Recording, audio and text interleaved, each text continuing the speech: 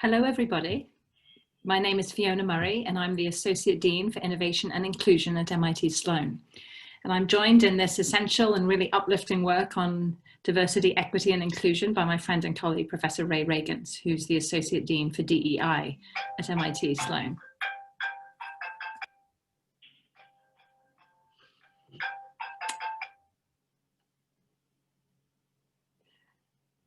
Let me just on behalf of Ray and myself just say that we really appreciate your joining us at the MIT School of Management as we continue our action-oriented conversations on building an inclusive innovation economy.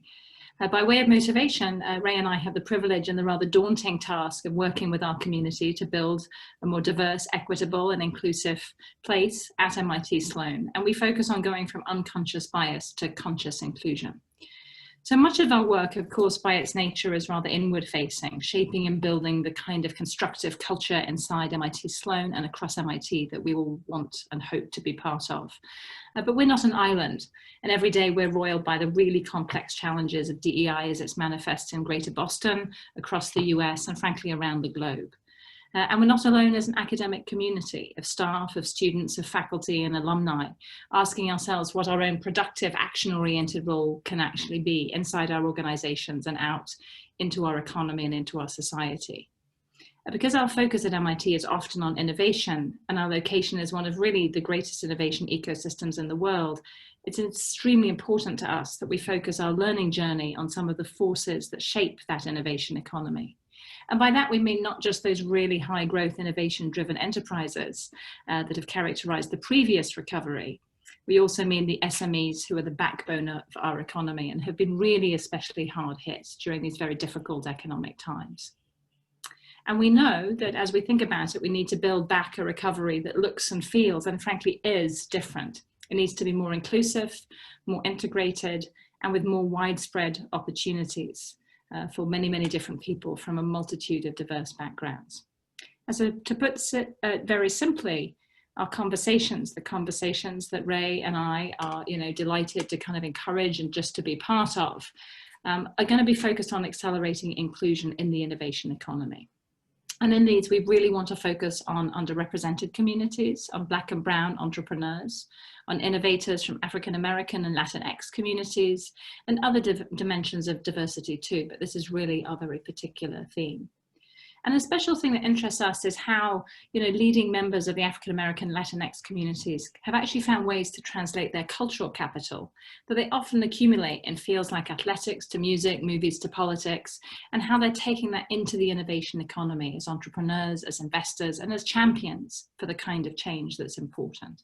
And so this is going to be a new shift that we think has game-changing significance. So we'll hope to weave some of those ideas in, often to pre-recorded interviews, and share those with you. And we hope that you'll start to have your own conversations, make your own videos and share those back with us so that we can really start to build up a set of discussions that kind of weave their way through the rest of this semester and next semester. Our conversations are led by a new member of MIT Sloan, Malia Lazu. We're really delighted to welcome her into our community as a lecturer. Malia is founder of Urban Labs. She spent time in banking, focused on expanding access to capital to Black and Brown entrepreneurs. And she's a long-time community organizer, working with Harry Belafonte, among others. And so we're incredibly pleased that she's come to help us organize and really just be part of our community, bringing her extraordinary network into the discussion and really leading these conversations, with me, with Ray, but really taking the lead on that. And so as we begin our live conversation, I just want to remind us all of a couple of things. So each session gives us all, I hope, an opportunity to deep dive into different ways of thinking about inclusion in the innovation economy and really action steps. What can we do in a concrete and practical way within whatever the sphere of influence is that we have? We hope that we can build a community of inclusive, innovative leaders. So we really welcome your input and ideas, your feedback, your contributions, people you'd like to invite, conversations that you'd like to join, come sit with us at this virtual table, ask questions, really be part of this project with us.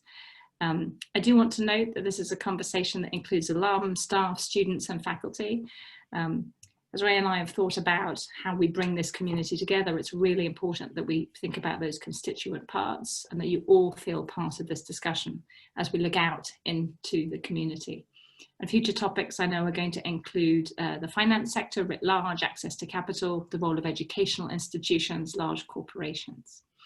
And so with that, I just want to again welcome all of you. Welcome again my colleague Ray Reagans, Associate Dean for Diversity, Equity, Inclusion, and just kick things over to Malia. So Malia, over to you. Thank you so much. And it's great to have our second conversation, one of many. I'm excited today because we're diving into the experience of the Black and Brown entrepreneur. And we have a couple of great panelists joining us. And so I want to first read their bios quickly, and then we're going to jump into the discussion. So joining us live is Leandrew Robinson. He is an entrepreneur whose previous business sold a collective $500 million in total e-commerce sales. He is currently an executive at a $5 billion company, Accutane, umbrella to the company ShipStation, where he is creating 2 new business units. Prior to this, he was the founder and CEO of Hingeto, Leandrew, yes, Hingeto, a Y Combinator backed company and raised $2.8 million in venture funding and powered dropship functionality for over 20,000 online stores, including PacSun.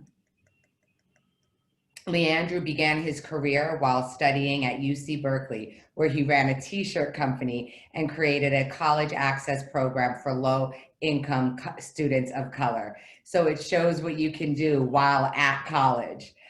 Now, sharing thoughts also in a pre-recorded interview that we did earlier last week is Nathalie Molina Niño. She is a gender and climate-focused activist at O-Cubed. She co-founded the trade organization for builder capitalists and alternative asset class to VCs. A technologist and coder by training, she is a consummate entrepreneur and storyteller at heart. During her career in tech, Molina Niño was involved in launching and growing a multinational business with Lionbridge into a $100 million operation in 30 countries. Leandrew, thank you so much for joining us. And we're sending Nathalie love. She can't join us, but we're sending her love from here. So we're going to start the conversation really with the obvious, which is you both are people of color. Trying and successfully making it in a world that MIT has in fact, created many efforts to try to figure out how to crack, right? We're all having this conversation of how do we get more inclusive. So we're first going to hear from Nathalie about her journey in being a woman in tech. What was interesting about the time when I was starting a tech startup, I was in grad school at the time, was that, and maybe it's also interesting about the time that we're in now and why it's sort of important to get a status in a way and to see where the numbers are going and where the trajectory, right, is headed.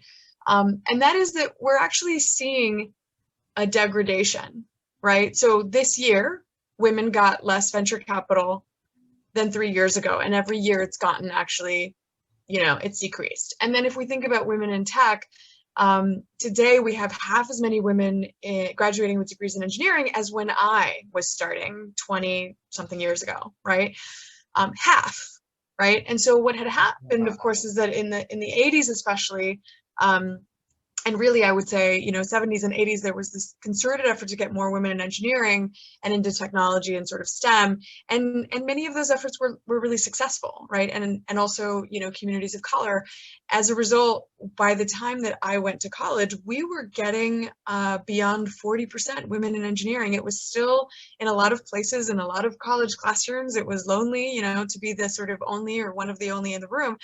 But there was real meaningful and measurable progress. So when I started my first tech company, I'll be honest, there was not as much of a narrative that I don't belong here. There was not as much of a narrative that, women don't lead tech companies or women are not an engineer.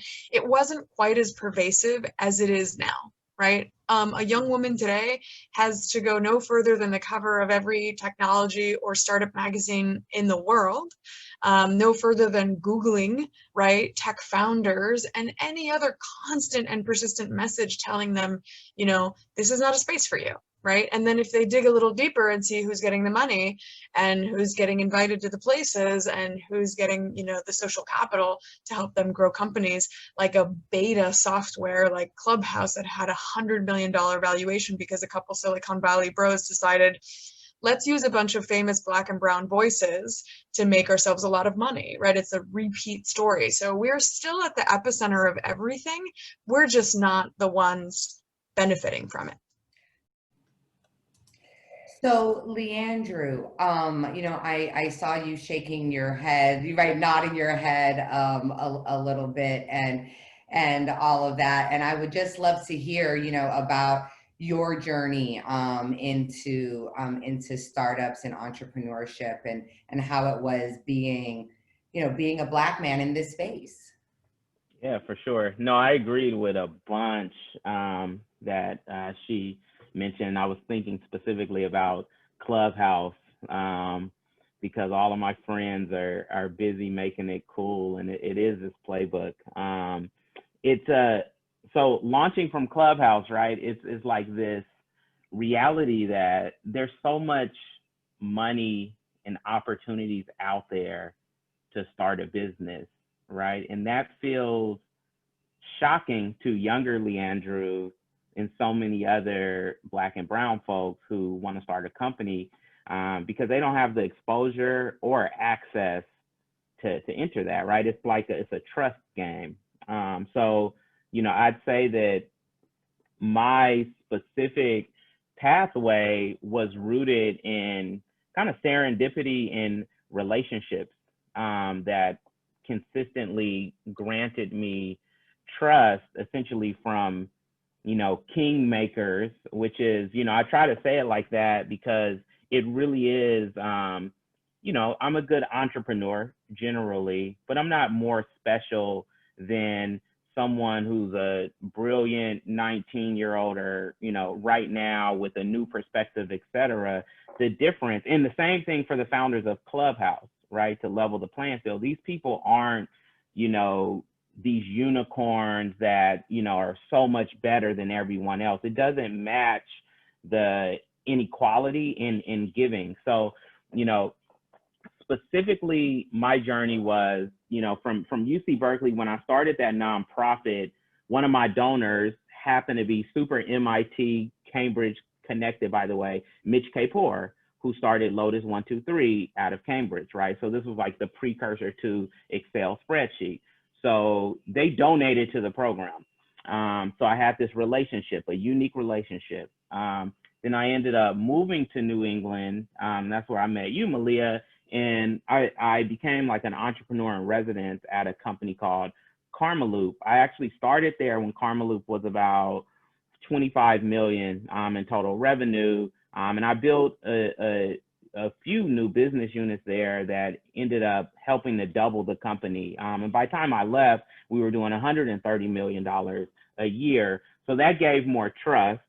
Mitch Kapor and his wife, Frida, you know, basically found me doing this work at Karmaloop. We were literally, this is so crazy how much Cambridge connection is in this story. I was living in Cambridge. They were flying out for something. I said, let's meet up. You know, I'm actually a tech entrepreneur now, this e-commerce company, and it's going well. We sat outside of that Starbucks in Harbor Square, like them on both sides of me, and they're just like, yo, you're an internet mogul. When you're ready to start your own company, we're gonna back you, right? So that's access. And it was from a relationship maybe like 6 years prior. And then over the next 3 years, they mentored me. You know, they brought me out to the Bay Area, have lunches with other entrepreneurs, with VCs. And finally, when we were ready to move back to the Bay Area, me and my wife went to their home because I'm like, I don't know what this "you're gonna back me" stuff means. Like, break it down. So we went to their home, we took a hike, then we sat down in their home and they said, we're gonna give you $300,000. We're gonna introduce you to other investors. And it opened up this world that I didn't even know existed. And that was the start of me becoming a venture-backed entrepreneur. So access is critical, but the resources are out there. Well, you know, and that access problem, right, is rooted in so many larger questions that we talk about, right, around institutional and structural bias and racism. And, you know, I think about the segregated, right? America is a very segregated country. And so are we allowed to have access to one another? And I would love to just, you know, tease that a little bit about how did you find now you had access coming into this world, and was that calling card enough? That's a great question. So I was already very well trained in being the only one by that time, right? So going from high school to UC Berkeley, I went to Berkeley High, went to UC Berkeley. I was the only Black person from my school. It's 1,000 graduates who got into UC Berkeley. When I was at Carmeloop and I was on the board and on the C-suite, I was the only Black person there, right? So I was very used to it. So absolutely, it's you know, it's disappointing. You have a bit of like imposter syndrome. And there's just every morning, right? I just have to talk to myself and like recenter and say, you should be here, et cetera, et cetera. But you know, it's super lonely, and Nathalie talked about that, right? It's super duper lonely. But to answer your question, it's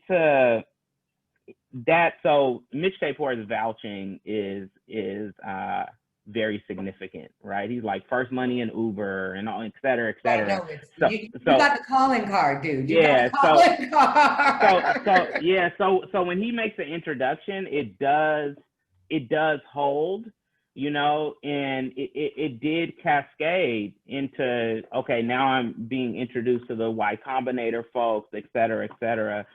So I will say my experience was one where when the door was opened, the access was of magnitude. I still was locked out of a whole other dimension, right? If I was a similar entrepreneur building a similar product, I probably would have raised 10 million instead of 2.8, right? Like for sure. So there still is inequality within the journey, but it did stick. Like once you're in there, you know, what you'll find out is there, you know, so, and I'll share the secrets, right? Once you get in there is all these underground railroads, right, in the innovation economy, right? So there's a email group called Stealth Mode, as an example, that all the Black folks who've done anything in tech, they're all in that email. And you get like, it sounds real secret society stuff. It's not that creepy, but you get invited to it. And now there's this like aggressive resource sharing and relationship sharing. When you're in Y Combinator, I'm on a WhatsApp group right now. The CEO of Y Combinator is a Black guy, right? So he has a Black entrepreneurs of Y Combinator, and we're just on that WhatsApp trading information, trading stories. So you just have to find the community. They're out there. It's smaller. You know, fortunately, there's this move right now of not a lot, but there's a handful of VCs who are led by Black partners. Their funds are much smaller than their counterparts. And you know, like 3/4 of my investors were them, right? You know, so well, it's still. And, you know, I wanna actually pull that out as well, because, you know, what I love about what you're saying are two things. Is one, if there are kingmakers and if they want to make a difference, they absolutely can, right? And they can do the one-on-one work to help that happen.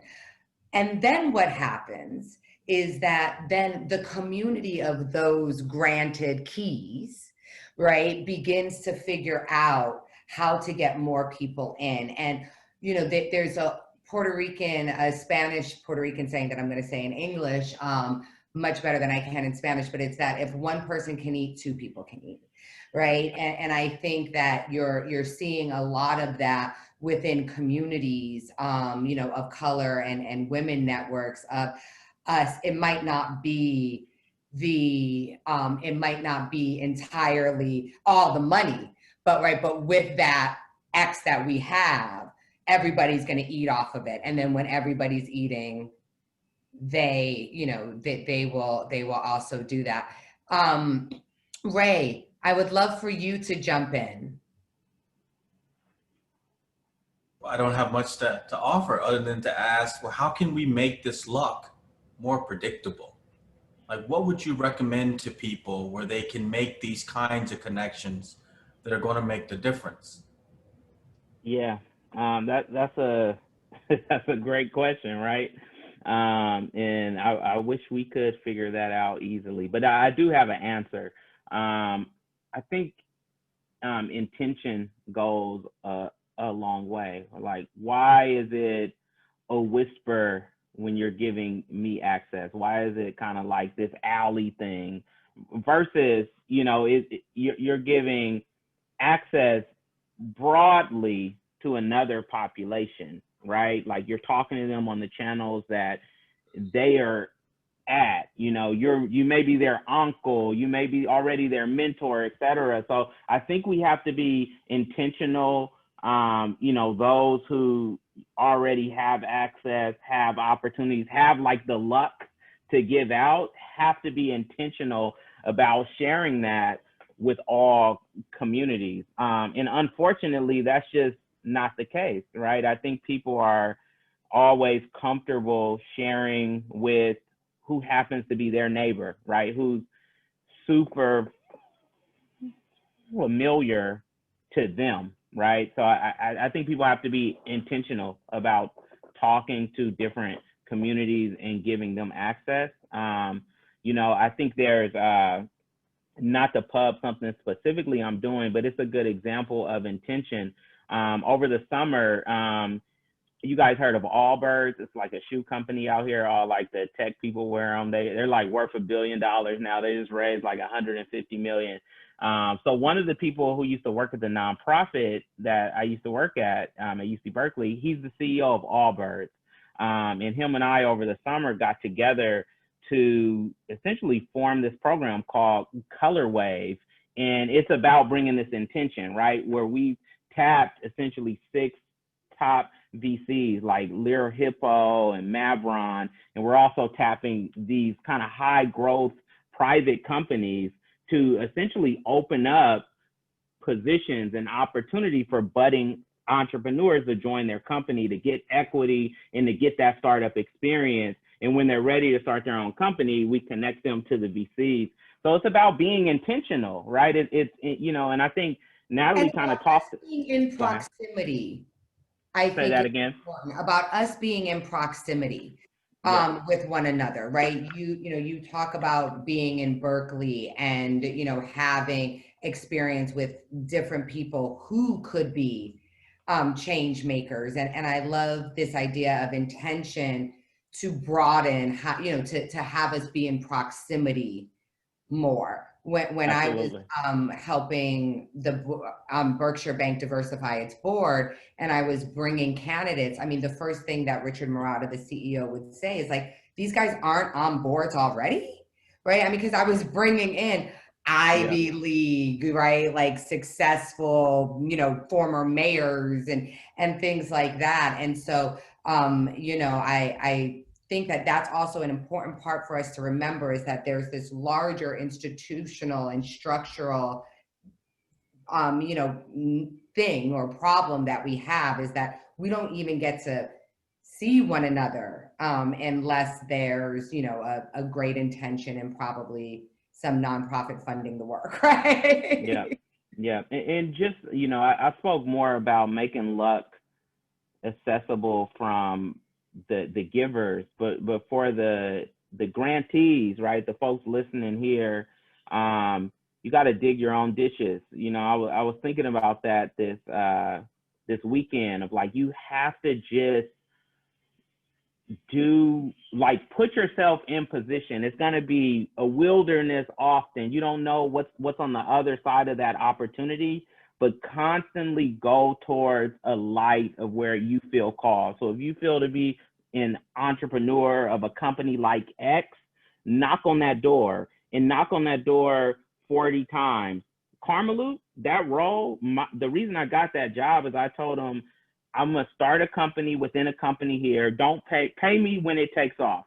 That's how I got that job. Like, I knocked, I took it, I made him an offer he couldn't refuse, and the rest was history, right? So I would just tell you all, knock and get in there. It's gonna look like, whoa, I'm the only one here. Jump in there anyway and act like you belong there. And then that begets another opportunity, another one, et cetera, et cetera. So I would say go out and get it, do the work, be okay being uncomfortable, and enjoy the journey. Awesome. You know, you talked about Cambridge and MIT, and, you know, and these connections that you had that were really, you know, I mean, calling cards, right? That were very useful connections. And I'd love for you to talk about the difference in culture and scenes that you see having, you know, done this work in the Bay and, you know, on both coasts, right? And I know you might not have lived there, but I remember you going down to New York to, you know, to get some money. You know, so can you talk about what those scenes are like, and are there any that you know, that are more friendly or maybe have more of this intentional programming, so folks don't have to just try to make their luck? Yeah.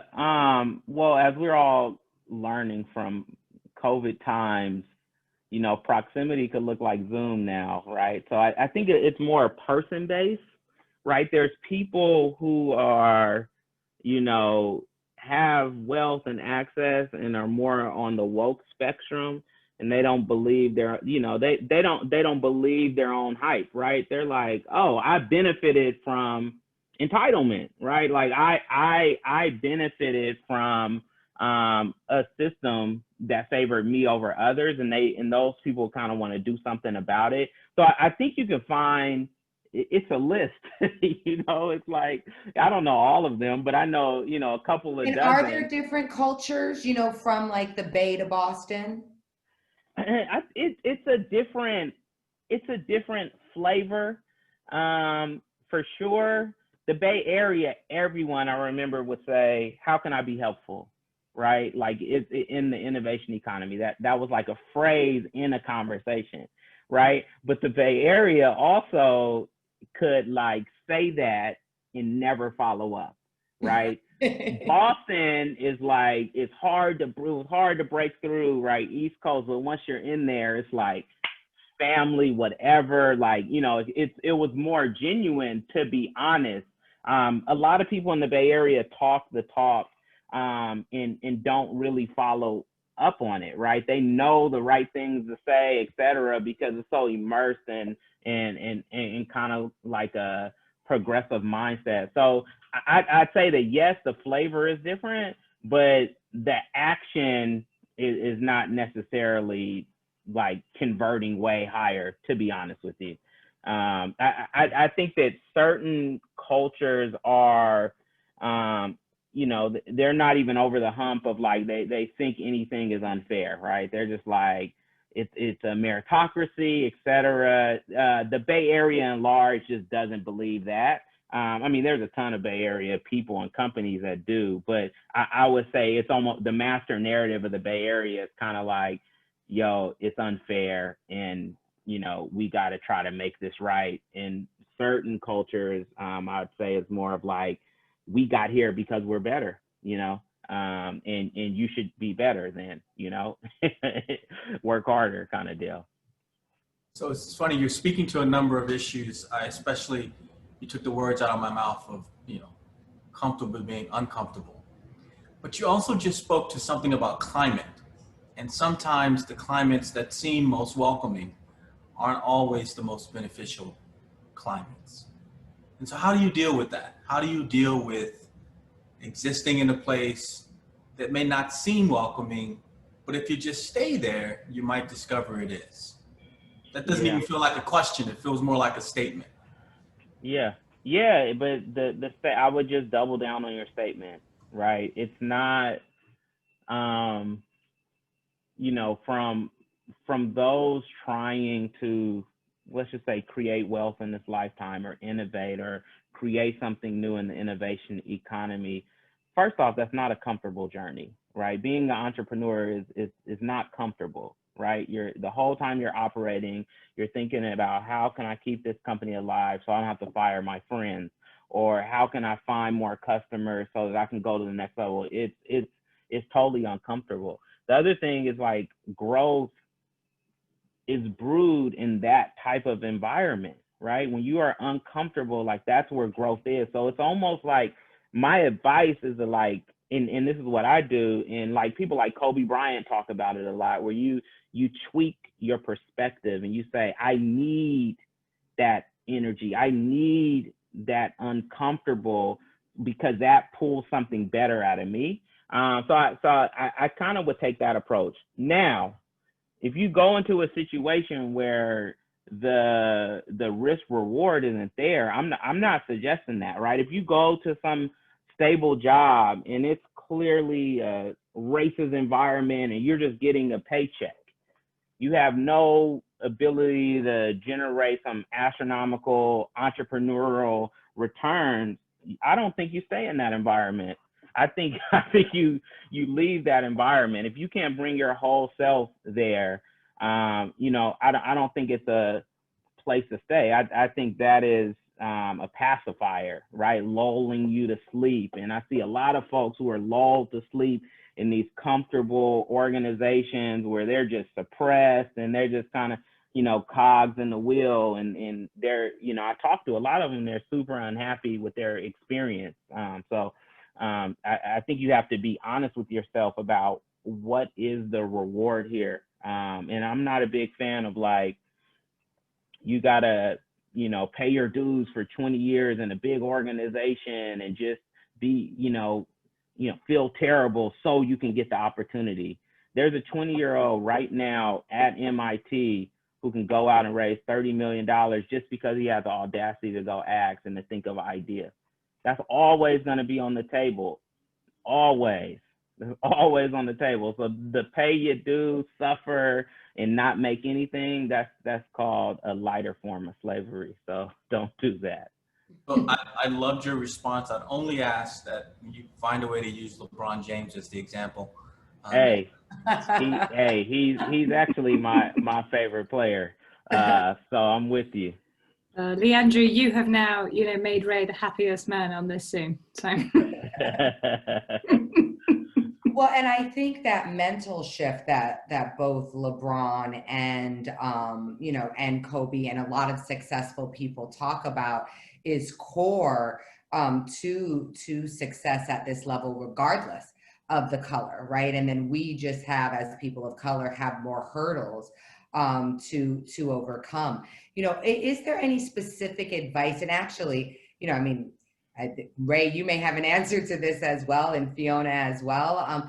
But, you know, are there specific things that you do? Like you talked about, you know, you talked about like talking to yourself in the mirror, right? And being like, I got this, like I can do this. You know, do you find like, are there books you go to or certain talks you go to that help you be comfortable in uncomfortability? Yes, there are for sure. I would say, so I'm obsessed with like economists, right? So like, you know, Freakonomics, stuff like that. I like a lot of like Malcolm Gladwell. And what I like about that thought process is it allows you to find a truth that may not be so obvious through like a circumstance, right? So like it's like you it's almost like the Matrix, where it's like it looks just like a bunch of code, but if you like really look at it right, it's like, oh, the answer's in there kind of deals. It's a level of like objectivity to it. And I know that's like a hippie-ish kind of answer, but I do read a lot of books like that, but it also is like my daily practices. So I take a lot of walks, right? So I'm like a phone call walker. I'm in the morning of just like, I'm gonna take a 45-minute, you know, walk as well, right? And it's like in those walks, what I'm doing is I'm trying to find the real truth, right, about whatever situation I am, right? And what it means, like a good example is like, you can look at all the hurdles or the obstacles, or, you know, you could look at them in so many different ways. And sometimes you understand that, like, for instance, there's a book called Blue Ocean Strategy, right? So that's a very specific one, right? Blue Ocean Strategy is how, like, in business, most companies are building in a red ocean, meaning there's a bunch of competition and sharks is in there just killing each other, right? A blue ocean is when you like look at it so differently that you create your own monopoly, you know, for a limited time, but you create your own lane. Being Black, Latinx, like because we're so overlooked, because we have such unique hurdles, we are a blue ocean, right? Like no one else has had that experience. All getting over those hurdles uniquely makes you stronger to be an entrepreneur. That's just a truth, right? And now if you get to understand that that's a truth, you can articulate, this is why you should believe in me, right? Because I had this set of experiences, and look at me now. I'm standing next to this person. This person's dad is a professor at MIT. Mine is not, you know, they came from this background. I came from this one. So I am where I've actually, my distance traveled is way larger, you know? So like finding real truths like that speaks to your inherent advantages is a practice on the macro, but also on the micro, on a daily basis, this week, this month, with this goal.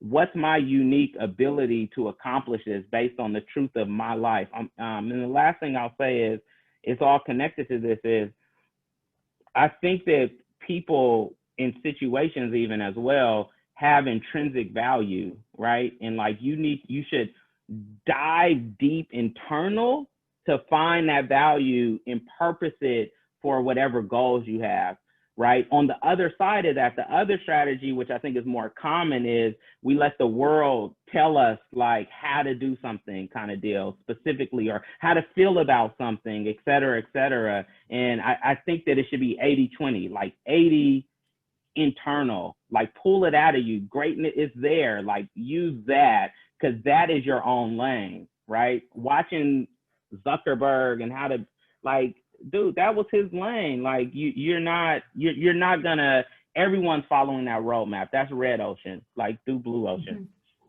Leandrew, can I just jump in and say what I really like about what you've said is that you've taken the sort of macro, whether it's the economics or the sort of strategic perspective, which gives us some, you know, really difficult truths and difficult facts on the ground about whether it be about, you know, amounts of capital going to different kinds of entrepreneurs or biases that exist in the system. But by taking that approach that talks about the distance traveled, you've turned those things that could actually be something that we would find really difficult and cause us not to want to make progress. And so actually, that could be my advantage. As you know, you said, it's the distance I've come that makes me much stronger. I see things differently. You have blind spots. I see the world differently. I've had these different experiences. And that's, I think, a really powerful idea for any of us. It's a really powerful idea as an entrepreneur, because you're also seeing markets differently. And you're a different kind of person. And I imagine you build different kinds of teams as well. For sure. You know, Fiona, you bring up a moment for me to throw out a couple of stats, right? Which is, we know that diverse teams are 34% more profitable. We know they're, 70% more likely to enter a new market. And I think that those outcomes come from everything you just summarized. And really, I think I heard, Leandrew, in that answer, the response to any imposter syndrome that you may have when you walk into a room, right? Is to be like, oh no, wait, let me flip it around and say, I'm actually the only unicorn here, because I'm actually the only one who's been a Black man in America for X amount of years, right? Or a woman, or, in this room, right? So that's a great takeaway. I think that's great for us to remember. We are coming down to our last time, or time for our last question. And so, Ray at the last conversation asked a question about, what can we do, right? What does it look like? What does the work look like? And I think, You touched on it, Leandrew, a little bit when you were not only talking about, the different networks you have, but this idea of scaling intention. And so we're going to start by hearing some of Nathalie's thoughts and then jump to you.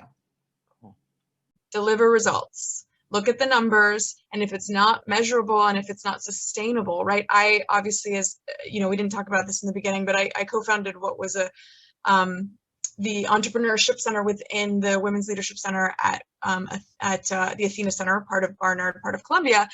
And Columbia has a problem, let's be really clear, that a lot of Ivy Leagues have, retaining Black and brown talent, right? So it isn't just about getting those numbers this year, it's about sustaining those numbers. It's about what are you creating in terms of culture to ensure that this is a place that is by and for people of color, not just inviting them in and then hoping that they stay, but you're not actually changing the culture. In the corporate world, what I have seen is intention is communicated through mission statements. The emotional, sense of being on board with something is measured in press releases, right? But results don't happen until somebody's income is being impacted and measured by specific outcomes, right? So until you see, that chief diversity officer having a direct connection to the P&L, that role is absolutely useless, right? Maybe not for the press and maybe not for the media attention, but actually substantive, not going to, really deliver any outcomes. And so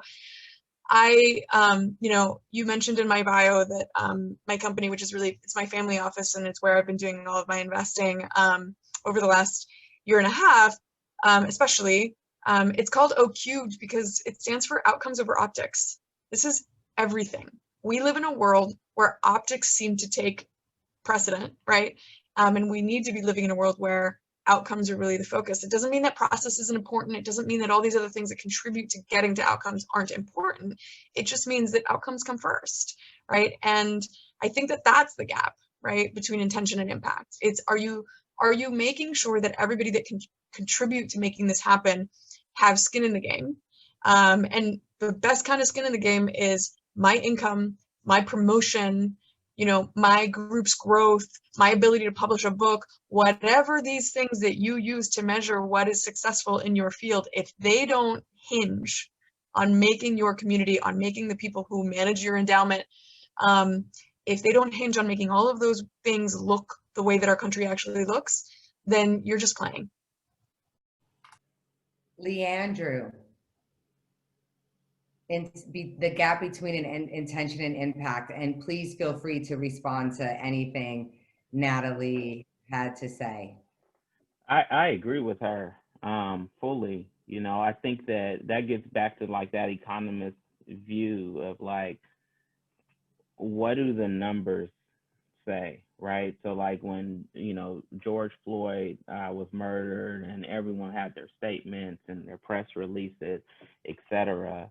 But they haven't hired a Black or Latinx person above a manager level, right? Or they have no partners or even principals or associates in those roles. Like that tells me everything I need to know. I am very rogue around and kind of done waiting on like institutions to kind of be more amenable and like welcoming and like to change themselves. That's just it's a very long wait. We're not in control of that. So I would say for institutions, hire wire. That's something we say out here, like in my little niche of a community, right? Do a direct action that has direct positive impact on that population.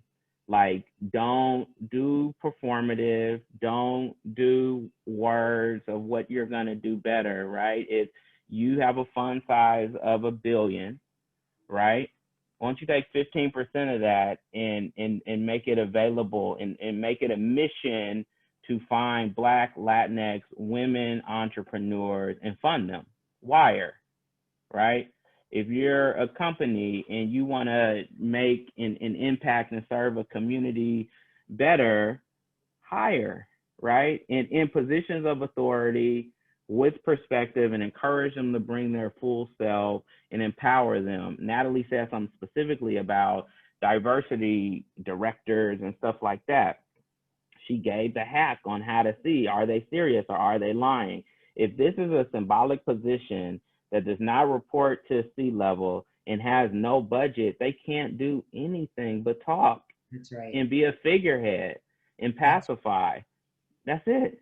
Well, Right? I saw that as being a regional president, having that $1 billion P&L allowed me to do stuff that my, folks who were chief diversity officers weren't able to do that. Yeah. I have a couple of questions from the audience, and I want to make sure that we get some audience questions in. And so one of the questions is around, what is the role a university like MIT can play in fostering these kinds of networks? And I also want to just add something on, Leandrew. If maybe you could even talk about what you were able to do with Berkeley, and how you were able to sort of open up this university to the community. Yeah. I think you're finding leaders who are uniquely connected to their communities, right? So you can find that talent that is intimidated by MIT, frankly. So I was a rare person from Berkeley who was at UC Berkeley, and I was from, the black part of Berkeley, which is South Berkeley, right? So there was a bridge. We were freshmen, so most of that bridge was bringing them to the parties, but we still were a bridge, right, to that population. So when I started my college access program, it was to say, I literally navigated the same schools as you to get to UC Berkeley. So let me be a surrogate uncle to help you paint by numbers to get here as well. So there's people, one of them he was actually an investor of mine. He went to MIT, Aston Motes, right? He's a black guy. He was the first employee of Dropbox. Dropbox is worth whatever, 70 billion, 17 billion, something. He's good. He made it, right? He's from South Carolina, from a community of black folks. Like, he's able to uniquely kind of paint a pathway. So I think I'm answering Malia in a way that starts with people. Like, I think you need to find those people who have already trailblazed, and you need to elevate them, give them an opportunity to create a pathway for really to multiply. I think that strategy will have better results than, taking a step back, trying to do research, and a kind of so in startups, right, it's all about having an amazing feedback loop, right? How close are you to your end customer? Because you can iterate based on what they tell you faster, and you'll build a better product that's more valuable over time. I would tell MIT and institutions, same thing, right? If it's folks who are, high level in the university, trying to reach down across 8 levels of separation to make an impact, is not going to be as potent as finding someone who is, they're right there. That's their cousin you're talking about, right? That's their nephew you're talking about, their niece you're talking about, and empowering them. You'll make a lot more progress way faster. Thank you. What Leandrew didn't say that I was trying to tee up is, I want everyone to go and check out his program.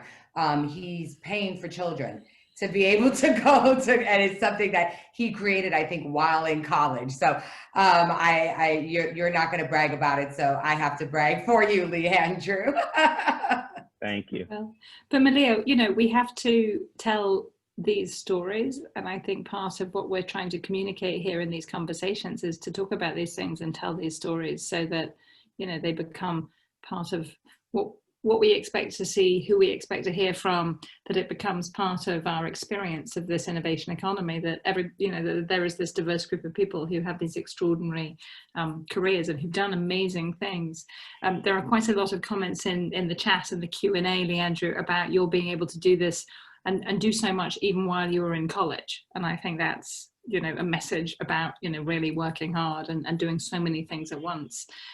There was this really interesting question I think Cam has in the Q&A where he asks, you know, how that trust is so important and how you can do that in a way that is sort of intentional and yet, and I'm going to add this, and yet somehow feels authentic. And so I don't know whether you can, I mean, you talked in particular about getting quite a lot of your funding from Black investors, so people who of color who had control of funds.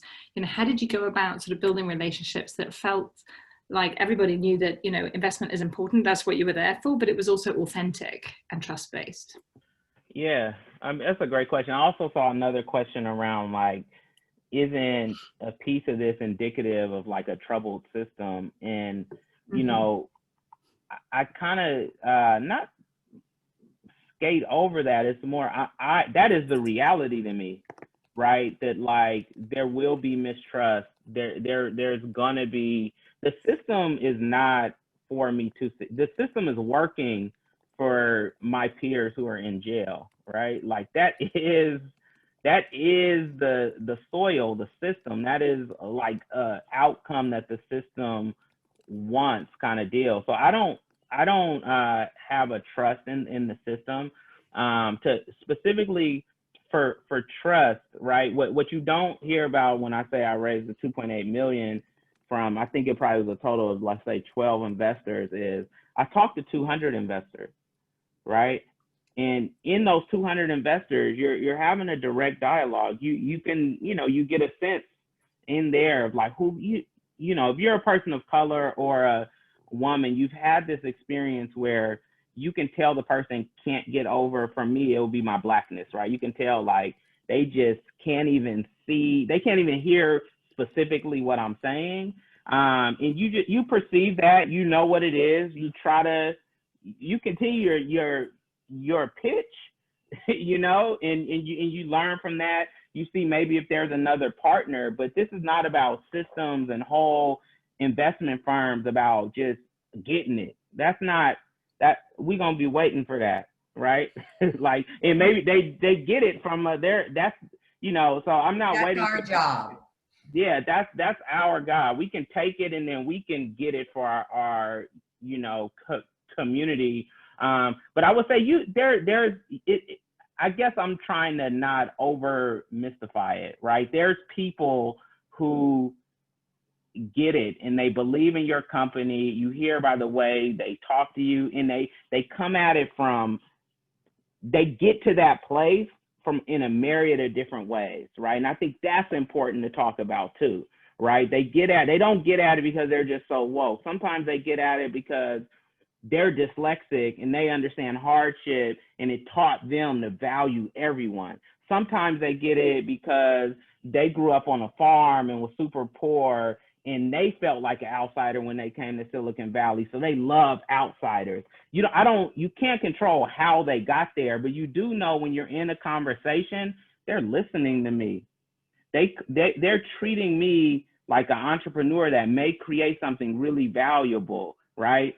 But to be clear, as an entrepreneur, when you're raising money, the primary thing is greed. Can I make hella money from this company they're going to be building? That's why they're giving you money, period. They have to believe that this thing that they invest in now may become a $100 million company. That's at the end of the day that, you know, you're playing on. So just by opening the door, and if you can, you know, convey that and they can see through whoever you are, you know, you may raise or not, but I guess I'm just trying to not make it too, there's people who may have invested in me because they're like, he's on to something and good enough guy, but this idea seems like it can make me a lot of money, so let's talk. But yeah, I haven't ever taken money from someone who I felt like was like a blatant racist or something like that. But I hope that answers your question. But I feel like you feel it in like your actual interactions with them. Do you trust this person? And it's a lot of conversation to raise money. Like you're putting hours of conversation. It's kind of like getting married a little bit, depending on how much they're giving you. So you want to develop a relationship. And, you know, I feel like Obama did a good job of this, where it was like, and I truly believe it, like we are actually more alike. Like when you get to the point where you're through all the little kind of artificial barriers and you're just having a real conversation. They have kids, I have kids, right? You were an entrepreneur, you built something in e-commerce, I did too. So I would develop trust by sharing like objective feats that we had in common, and then it just becomes two people talking. Leandrew, I think I'm really heartened to hear what you've just described, because I think it gets to a lot of the questions and some of the things that Gaurav talked about in his questions around how you do this in a virtual way, and kind of, you know, the authenticity piece of this, which I think we've had to try to learn how to do online, which is so important. And it just, even the way you're describing it, the fact that, as you said, you have to go to 200 entrepreneurs, I mean to investors. That is the story of entrepreneurship, right? Which is just asking again and again and again, but really having those deep conversations and building those relationships. And the more we can do that with people who either, you know, maybe very different from us, but who value that difference, or who are more like us. So we see people more like ourselves in those meetings. And I really like the way you try to find points of connection. Having that constructive culture is something that Ray and I think a lot about for MIT Sloan, people who've come because they want to be part of a shared experience, you know, and your experience. And I also love this connection between what we see with these ecosystems is between Boston and the Valley, you know, and just how much connectivity and back and forth. And you mentioned Mitch Kapoor at the beginning. And so I'm glad that we can already get beyond a conversation just about Greater Boston. We're already reaching across and talking about Silicon Valley. I think later in our conversations, we'll end up learning from what's happening in, you know, LA and Pittsburgh and Providence, lots of places around the country to really think about. So I think with that, Malia, I have the happy task, I believe, of saying thank you. I do want to just thank you, Leandrew, for taking this time with us. We really, really appreciate it, and it's been fantastic just to talk to you and to have this conversation. I'm very appreciative of Nathalie taking the time as well, and so Malia, thank you. You are becoming quite the TV star already, and the video maker. Who knew, right? We all create these new talents as we go along. Ray, I'm so glad that as the moment you finished teaching, you were able to jump on and join us and bring that really kind of, you know, the sharp sociological perspective to this. I really am so delighted that we are having these conversations. I'm very much looking forward to the next one, which I think is going to actually continue this theme and be about capital and access to capital. So I think, Leandrew, you've teed us up perfectly for more of that discussion to really understand how we can think about shifting the capital flows so that Black and brown entrepreneurs, Latinx entrepreneurs and other entrepreneurial communities, female entrepreneurs can really get the kinds of capital they need, both to build small businesses, but also, you know, build those extraordinary growth opportunities. So with that, and Malia, thank you, as always, totally appreciated it. Thank you all for having me, appreciate it. Thank you. Thanks, everybody. Thank you so much, Leandrew, this was fantastic. And next event is December 8th. Thanks, Malia. Thanks, Lee. I'll talk to you later. Bye. Bye.